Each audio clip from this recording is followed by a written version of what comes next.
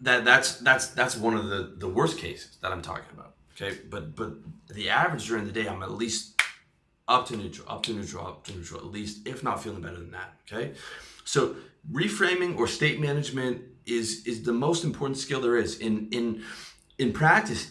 It's much more effective than any type of therapy, and I'm going to tell you why. Because therapy, outside of cognitive behavioral therapy, which is really good and really effective, oftentimes deals with the past. Okay, and the past no longer exists. The present is all that's real, and state management is control of the present. So therapy is control of the past and all the bad things that happened to you and going back through the past.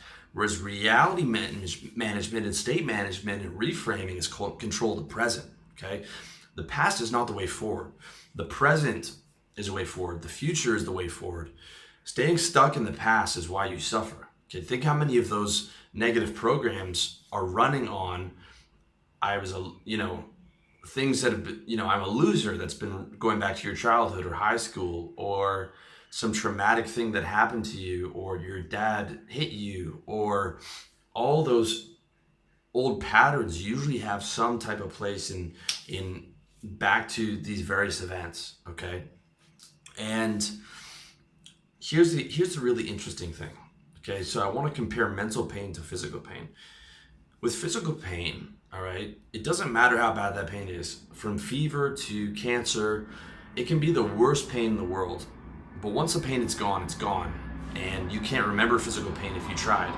I had a horrible flu a month and a half ago, and I was bedridden for 3 days. I barely had enough energy to go to the kitchen and get a glass of water, barely. And I thought that by the end of it, I thought I might have to go to the hospital, but I was worried that I wouldn't even have the strength to go downstairs and get on my motorbike and drive 5 minutes to the hospital. That's how bad the flu was. And I was definitely not happy for those 3 days. I was just trying to get to, not depressed, but I was just like, this sucks. There's not much I can do except ride it out. But the second that pain was gone, it's forgotten. Okay? I couldn't remember the pain of that flu if I tried. Mental pain, though, oh man, I can remember. If I wanted to, I could go back to crazy shit that happened in my childhood and just think about that for 2 hours and not feel good, right? Instantly, I remember how I felt. I remember the smells of the room. I remember, getting yelled at or whatever it was. And, it's not fun, okay? Like, you can dwell on that as long as you want. Mental pain can be relived, can be rehashed, can be remembered ad infinitum, okay? And there's many types of therapies that encourage that. They've got you sitting in the room talking about your childhood. Every single time you go in there, you're just rehashing, remembering, going through it, and digging up those old wounds, okay? You're sitting there for an hour talking about bad shit that happened to you. It's not possible to feel good, okay? So, let's compare the mind to the body. All right, mental pain to physical pain. Therapy is like, and I'm not insulting all types of therapy. I think a lot of therapy can be beneficial, like CBT, cognitive behavioral therapy, where they're actually training you to take responsibility and being able to reprogram your behaviors towards positive thinking and taking action. Okay, but a lot of therapy, I think, and I'm not a doctor, I think has a lot of negative effects. Okay. Because it's like taking a physical scar or an injury that's causing you pain, we're going back to the physical body, and picking at it and opening it and digging into it and taking a knife and opening that scar back up and remembering how, that scar happened in the first place, and how did it feel and what were the smells like and when that happened and all this shit, and thereby amplifying the pain so that you can remember it and somehow process it, right? When does the processing end? Okay, when have you finally processed your childhood? There's people in therapy for 35 years trying to come to grips with some bad shit that happened or so-called process their childhood, right? Like, the therapist, when you're paying him money every week, is never going to be like, well, it's all over, okay? You can stop paying me money now. No, he's going to be like, you have to keep coming back to be better, right? Because if everyone did that, he wouldn't have a business, okay?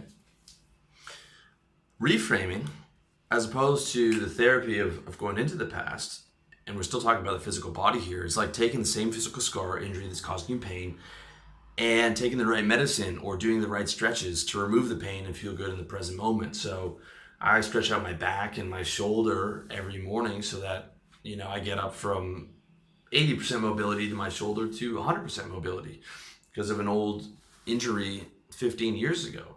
I could sit there digging into that injury all day and thinking about it, but really I just do my stretches, get it going, get it mobilized, and I'm ready to go. Okay?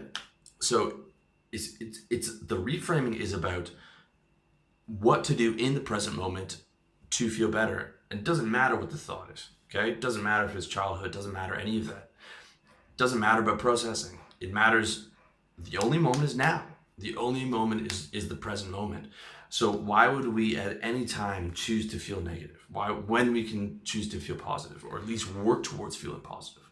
Okay? So the game-changing revelation comes when you recognize that you choose how you feel. Negative thoughts only have the power to hurt you if you let them. Okay? It doesn't matter how bad the thought is or what happened to you. You always have control over how you feel. All right? You have the choice to be positive or negative, and when you're negative, you are choosing to be negative. All right? So every time you're negative, you're choosing to suffer.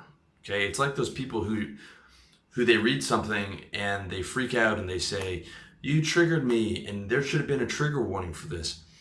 No, you triggered yourself. You have control over your emotions, right? Someone can stand in your face and get angry, and you can choose not to be angry at it, right? Or you can choose to be angry. The choice is yours. Okay, you have control over your emotions at all times. You might have an initial, like if you're driving your car and someone cuts you off and you get scared, like, oh shit, an initial fear, but impulse. Then you become aware of the fear and you're like, deep breath, okay, it's over, didn't hit anybody, I'm okay, carry on with my way. Same thing with an angry thought that comes up.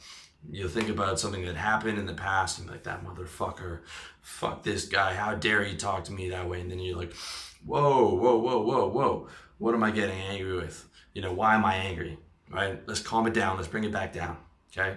Because I'm in control of this. I'm in control of the management of my reality. My reality, I'm the CEO of Me Incorporated, okay? And I am the head manager of the inputs of my reality. Okay, that's a game-changing revelation, and you have to really internalize that, because negative thoughts only have the power to hurt you if you let them. And it doesn't matter how bad the thought is or what happened to you or whatever trauma happened to you. I mean, it could be some really horrible stuff, but that's all gone. That's in the past, right? It's not happening to you right now. And you don't have control over what happened to you 20 years ago, but you have control over right now. You have control over whether you're going to let that torture you, like you've been letting it torture you for 20 years or 15 years or 10 years, or you're just going to catch the thought, reframe it in the instant. That's what it's about, man. So you have the choice to choose positive or negative at all times. When you're being negative, you're choosing to be negative. Okay, so with that said, I want to get into the specific types of reframes. So there's two major types of reframes. There is the unproductive negative thoughts that don't need action, and there's the negative thoughts that require action. So the first part of unproductive negative thoughts that don't need action, there's two ways to handle that, okay? Again, check out the article because I know this is a lot of information. So unproductive negative thoughts that don't need action, the first way to deal with those is ignore. So this is just for like low-level negative thoughts. The best reframe is just ignoring it. So thoughts like, I'm tired and I should stop working. Around 2 o'clock, I'm starting to get a bit of a lull. I'm starting to get an energy lull. And I'll think, man, why don't I just lie down and stop working for the day? I'm tired, right? But the next thing I say is I just ignore that thought. It's like an annoying guy at the bar who comes up to you and it's like, no, I'm busy. Okay, no, can't talk right now. Or eventually if the thoughts just persist, I'm just like, fuck off, right? Sounds crazy to tell a thought to fuck off or just to say no, but it actually works.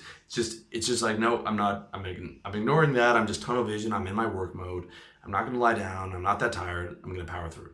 Okay. That's the first one is ignoring. And you can do that for just like low level thoughts, the ones that don't really sting you. They're just sort of like annoying, like, I'm tired. I should quit on the elliptical. Nope, not gonna do it. Oh, come on, Will. You've been on this thing for 30 minutes. Let's give yourself a break. Nope, not gonna do it. Right. So that's the ignore. The second way is the focus change. And changing focus is an excellent way to reframe negativity. It's probably my favorite way. And my favorite way of doing that is the focus change of just going back to work. So when I catch myself in negative thoughts, I go to reframe is just going back to the mission. Going back to the mission, right? If I'm thinking about, um, you know, I'm sad about something or I'm feeling a bit low, and I'll catch it. I'm like, okay, let's, you know, let's move over here. Let's put the computer on top of the table here. Let's stand up. Let's take a deep breath, and let's go back into my mission, right? And within 2 or 3 minutes, once I got back to work and I changed the focus, I've forgotten what the negative thought was, and I won't even remember it. Instead of trying to wrestle with it, it'll just be gone. Another good one is exercise. Okay, if you're feeling a bit low, one of the best absolute reframes in the world and focus change reframes is just get on the stationary bike or the elliptical and do 45 minutes of cardio, and you'll have forgotten whatever that problem was, and you'll be feeling physically in a much better state. Okay, so those are the unproductive negative thoughts, that don't require action. The next type of reframe is the negative thoughts that do require action. So sometimes negative thoughts can actually be your friend when they are alerting you to something that needs to be changed. So the first reframe of the negative thoughts that require action is positivity. So say you're in sales and you hate cold calling. And I was in sales for almost a decade. I hated every day of it. I hated cold calling. I hated every sales call. But that's a terrible frame. I realized that was a terrible frame to live because I hated it every day. So I had to reframe it to where I was looking forward to getting on the phone, because I was looking forward because I knew I had to make 100 calls or 300 calls to get a new client. That new client would give me a new commission. The new commission would go towards my savings. My savings was going towards building my exit plan. My exit plan was going towards my building my business and my nest egg for when I was moving to Thailand. Okay, so I created a reality where every action that I did, even though I hated it, was going to a positive place. So that was able to get me motivated to go through the door and just be like, just gonna get through another day, gonna get through another 100 cold calls. That's gonna get me closer to my goal, get me closer to more money, get me closer to reinvesting in the business, and get me closer to going to Thailand where I can live full time on my business. And that's exactly what happened. So all that shit that I put up with in sales became worth it because I was able to flip it to positive. And I actually ended up writing a book on sales called How to Sell, which has made me another bunch of money, which you can find at revolutionarylifestyledesign.com/products. So